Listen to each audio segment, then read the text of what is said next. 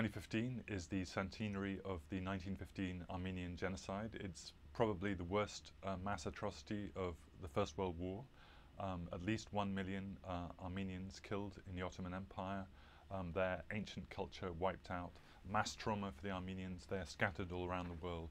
And it's still a live issue for the Armenians who are around the world, for Turkey and its history, and it's been legislated and fought over in the US in particular, in Congress and in the White House and so on. I wanted to write a book not about, I'm not a historian, about not what happened in 1915, but what happened since, the politics of it, the memory of it, different versions of it, how Armenians have remembered and how Turks have forgotten. And in particular, I'm interested in the last 10-15 years where it gets a bit more hopeful about attempts at dialogue between Armenians and Turks beginning to come to terms with their history for the first time. It's a terrible topic, but it was actually quite interesting and fun to research, particularly with the help of a couple of research assistants looking through old Armenian newspapers and finding how this issue changes every few years, about how Armenian politics was completely focused on the Soviet Union for a couple of generations.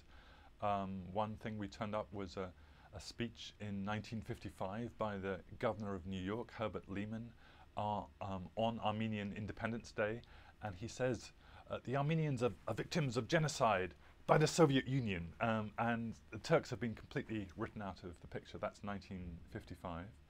And then also another story that's not properly been written is secret contacts. There was a wave of Armenian terrorism in the 1970s and 80s which completely terrified the Turkish government. And there was actually a secret meeting in 1977 between the Turkish foreign minister and the three leaders of the Armenian political parties in exile in Zurich in a hotel room where they met for a whole morning. It's almost not been written about, and I tracked down the last surviving person who was at that meeting, the foreign minister's advisor, who's still alive in Ankara. This issue has been completely blocked for several generations. Turkey just forgot about its history, forgot about its past, not just about the Armenians, but this was a big issue that they forgot about. And that obviously generated a lot of anger in Armenians. We suffered this mass atrocity, and Turkey basically denies that anything happened. That's changed in the last 10-15 years since the AKP government came to power in Turkey. They haven't exactly changed the narrative, but they've, as it were, stopped the old official narrative. And some really interesting things have been happening. The Kurds have completely broken with the old narrative. I went to Diyarbakir, where they've reopened the Armenian church there, and they've got an apology campaign in Kurdistan in southeastern Turkey. And also all these oral histories coming out.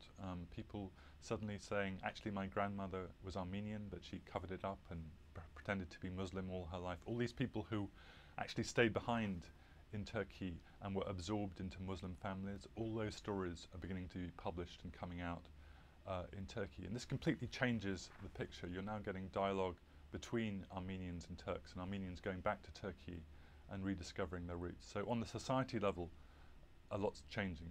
Unfortunately, the political level is still stuck. There are still no diplomatic relations between the countries of Armenia and Turkey.